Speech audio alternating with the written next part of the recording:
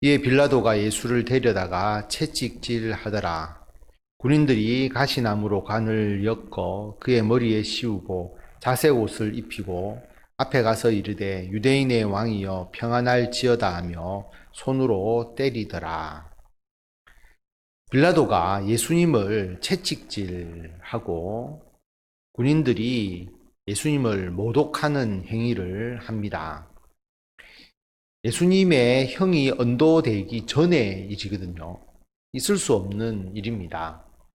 태형을 선언하든지 아니면 십자가형을 선언하든지, 십자가형을 언도를 하면 사람을 때릴 이유가 없죠. 태형을 가하지 않습니다.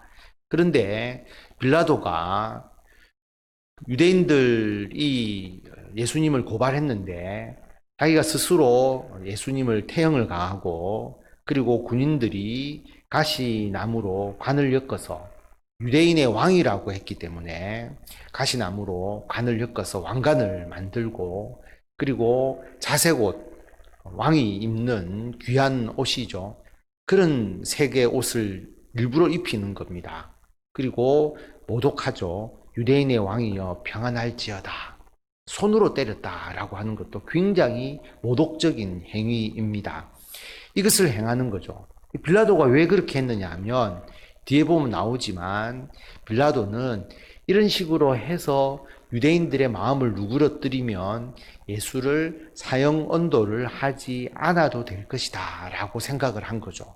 그래서 태형을 가하고 모독하는 모습을 데리고 가서 유대인들의 환심을 사고 이 정도 선에서 재판을 마무리하고 싶었던 겁니다. 그렇기 때문에 오히려 예수님은 십자가형을 언도받으시면서도 태형으로 몸이 상하는 그런 이중적인 고통을 겪게 되고요.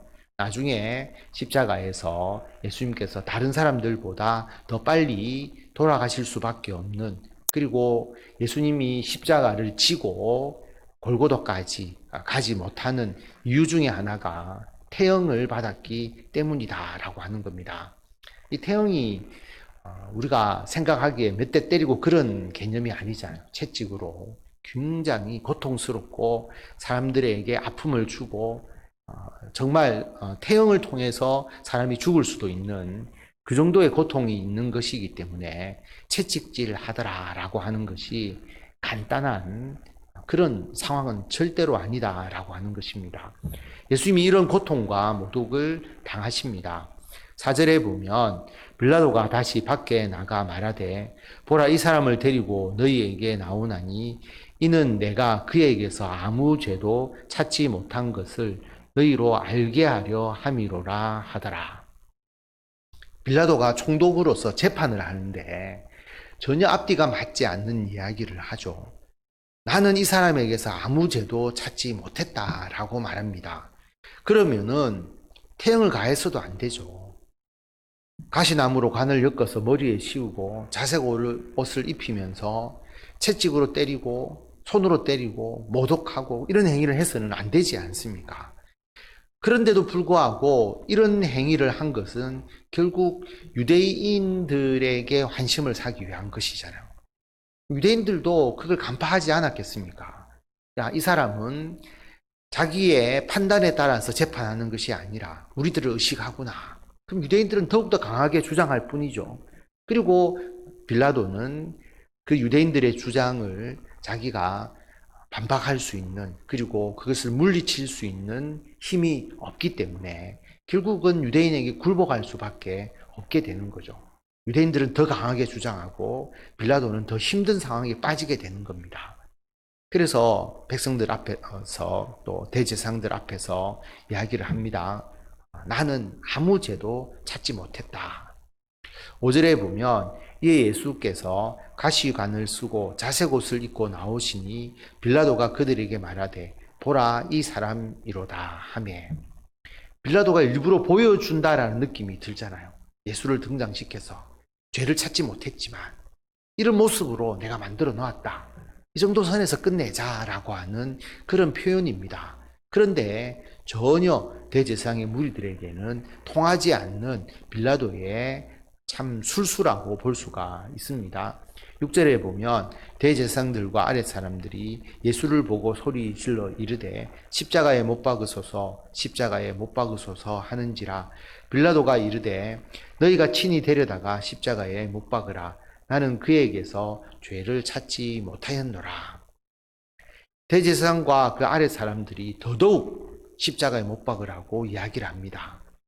이것도 참 아이러니하지 않습니까? 왜냐하면 대제사장과 그리고 아랫 사람들이 고발인이 또 어떻게 보면 그 참관하는 사람들이라고 볼 수도 있잖아요. 전체적으로 보면. 그런데 그들이 형을 언도하는 거죠. 십자가에 못 박으라. 빌라도가 재판하는 게 아니라 완전히 대중적 재판으로 흘러가고 있습니다. 그리고 빌라도는 자기의 책임을 회피하려고 하죠. 너희가 데려다가 십자가에 못 박으라. 나는 그런 형을 언도하지 못하겠다라고 말합니다. 7절에 보면 유대인들이 대답하되 우리에게 법이 있으니 그 법대로 하면 그가 당연히 죽을 것은 그가 자기를 하나님의 아들이라 함이니이다. 우리가 사형시킬 수 있는 권한이 없지만 우리에게 법이 있다면 이 사람은 당연히 죽는다. 왜냐하면 자기가 하나님의 아들이라고 한다라고 하는 거죠.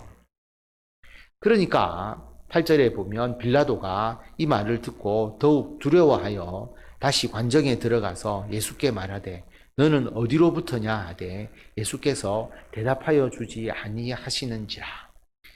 하나님의 아들이라고 한다라고 하니까 빌라도가 더 놀라게 되죠. 두려워하게 됩니다. 왜냐하면 여러분 예수님을 믿어서가 아니거든요. 빌라도가 유대인들의 종교에 대한 믿음을 가지고 있지 않잖아요. 하나님 믿지 않고 예수 그리스도도 당연히 믿지 않습니다. 그런데 빌라도 입장에서 보면 이 사람이 하나님의 아들이라고 유대인들이 이야기를 하니까 혹시나 뭔가 자기에게 불이익이 생기지 않을까.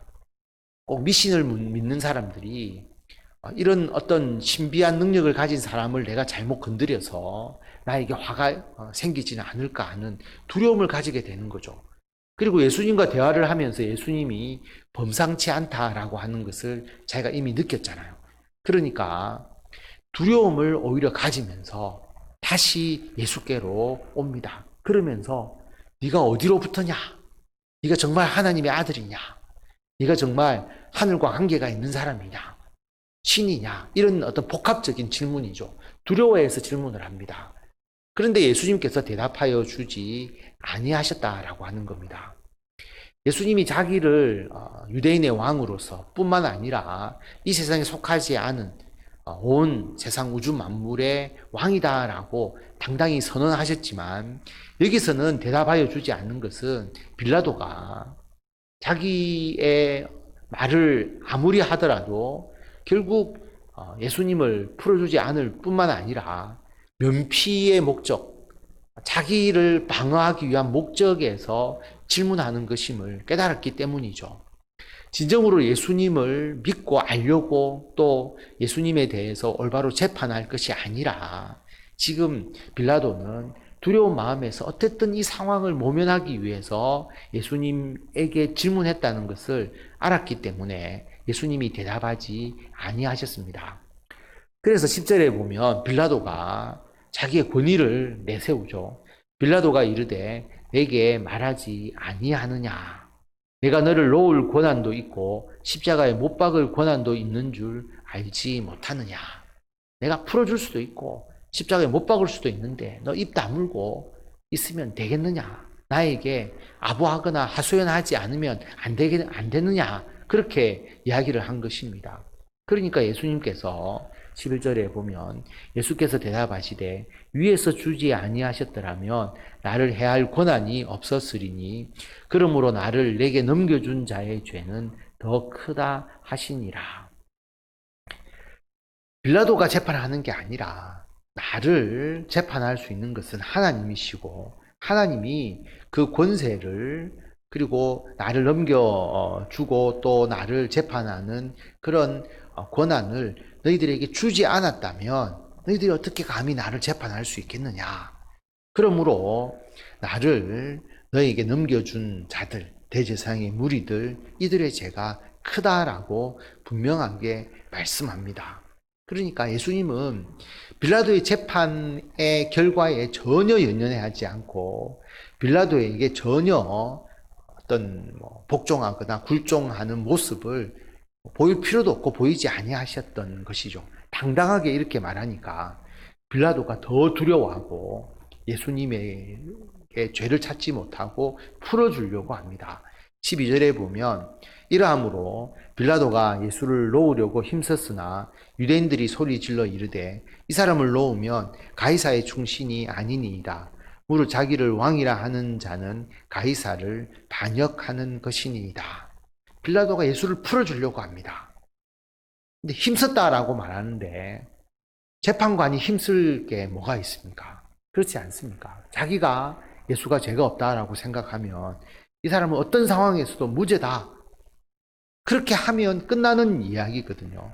그런데 빌라도는 재판을 하는 것이 아니라 유대인을 설득하려고 하는 잘못된 방법을 사용했기 때문에 빌라도의 이 힘썼다라고 하는 이 모든 표현들은 아무 의미가 없이 되어 버린 것이죠. 아무리 빌라도가 설득하려고 해도 유대인들은 더욱더 소리 지릅니다.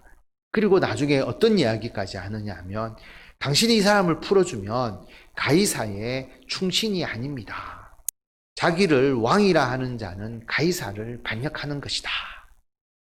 반역자인데 당신이 풀어주면 당신이 바로 가이사 로마 황제를 반역하는 거 아니냐. 정치적 문제로 몰아갑니다.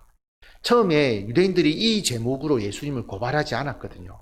가이사에 대한 반역죄다라고 하지 않았습니다. 그런데 빌라도가 자기 말을 듣지 않으니까 그런 쪽으로까지 예수님의 죄를 거짓되게 왜곡해서 몰고 가는 모습을 보게 됩니다. 그런데 빌라도의 약점이죠. 13절에 보면 빌라도가 이 말을 듣고 예수를 끌고 나가서 돌을 깐 뜰 히브리 말로 가바다에 있는 재판석에 앉아 있더라. 이날은 유월절의 준비일이요 때는 제6시라. 빌라도가 유대인들에게 이르되 보라 너희 왕이로다. 빌라도가 이제 재판을 합니다. 결국 십자가에 못 박도록 넘겨주려고 마음을 정한 것이죠. 그리고 그 재판이 일어나는 시기가 14절에 보면 6월절의 준비일이고 때는 제6시다라고 말씀합니다. 이 6시가 상당히 복잡한 의미가 있는데요. 이 문제는 나중에 기회가 되면 우리가 자세히 보도록 하고 유대인들의 시간으로 보면 낮 12시가 됩니다. 그리고 로마인의 시간으로 보면 제6시가 우리가 말하는 6시가 되는 것이거든요. 제6시라는 이 시간이 12시로 봐도 그리고 아침 6시로 봐도 다 조금은 문제가 있습니다.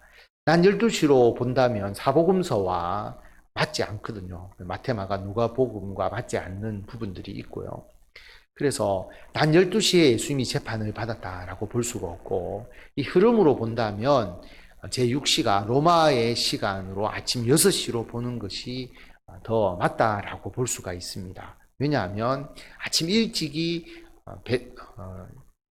빌라도에게 재판을 받으러 왔기 때문에 아침 6시경으로 보는 것이 이 문맥상으로는 맞습니다. 그래서 시간의 문제는 다음에 기회가 되면 제가 말씀을 자세하게 드리도록 하겠습니다.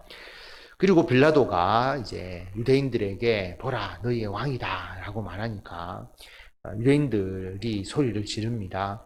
그들이 소리 지르되 없이 하소서 없이 하소서 그를 십자가에 못 박게 하소서. 빌라도가 이르되 내가 너희 왕을 십자가에 못 박으랴. 대제사장들이 대답하되 가이사 외에는 우리에게 왕이 없나이다 하니 이에 예수를 십자가에 못 박도록 그들에게 넘겨주니라. 결국 정치적 문제로 모든 문제가 귀결되어 버렸습니다. 너희들이 십자가에 못 박으라. 그렇게 이야기를 하고 내가 어떻게 너희들의 왕을 십자가에 못 박을 수 있겠느냐. 그런데 대제사장들이 이야기를 하는 거죠. 우리에게는 가이사만 왕입니다. 그럼 대제사장의 입에서 그리고 하나님을 믿는다는 유대인들의 입에서 결국 예수를 처형하기 위해서 가이사만이 우리의 왕입니다 라고 하는 헛된 말을 입에서 뱉었다라고 하는 것은 참 어떻게 보면 아이러니하고 또 가슴 아픈 일이라고 볼 수 있습니다. 더 이상 빌라도가 예수 그리스도에 대해서 살려둘 수 있는 자기의 의지와 방법을 가지지 못했기 때문에 예수님을 십자가에 못 박도록 넘겨주게 됩니다. 그래서 오늘 말씀을 통해서 보면 빌라도가 정말 자신의 지위와 권위를 가지고 올바로 재판하지 못했다라고 하는 것을 알 수가 있습니다. 하나님께서 우리들에게 지위를 주시고 또 하나님께서 세상에서 일할 수 있도록 우리에게 사명을 주시잖아요. 사명을 주실 때는 그 일을 할 수 있는 능력과 자격까지 우리들에게 주십니다. 그런데 우리가 그것을 올바로 행하지 못한다면 참 우리는 하나님 앞에 주의 사명을 헛되게 만들어버리는 결과를 만드는 것이다. 그렇게 되어서는 안 된다. 나에게 맡겨진 주님의 일에 대해서 우리가 담대하게 하나님의 뜻대로 그 일을 행하는 것이 필요하다. 분명히 우리가 그것을 기억하셔야 합니다. 그리고 대제사장과 아래 사람들이 자신의 목적을 이루기 위한 그 과정들을 보면 굉장히 세속적이고 그리고 자기 본의적이고 거짓말을 하고 대중을 선동해서 결국 예수를 십자가에 못 박도록 하는 그런 모습을 보게 됩니다. 대중의 심리와 압력이 그렇죠. 그럼 우리가 여기에 휩쓸리게 되면 결코 좋은 결과, 우리 그리스도인으로서의 결과를 가질 수가 없습니다. 대중들이 몰아가고 대중들이 압력을 가하고 그리고 정치적 이슈로 만들고 자기들의 의도로 끌고 가려고 한다 할지라도 우리는 우리들의 뜻, 하나님의 뜻을 생각하고 그 방향으로 올바로 주님의 일을 행하려고 해야지 대중에게 휩쓸려서는 좋은 결과를 낼 수 없다라고 하는 것을 기억하고 우리에게 주어진 주의 사명을 가정과 직장과 교회에서 잘 감당하시고 풍성한 열매를 맺으시는 성도 여러분들이 다 되시기를 바랍니다.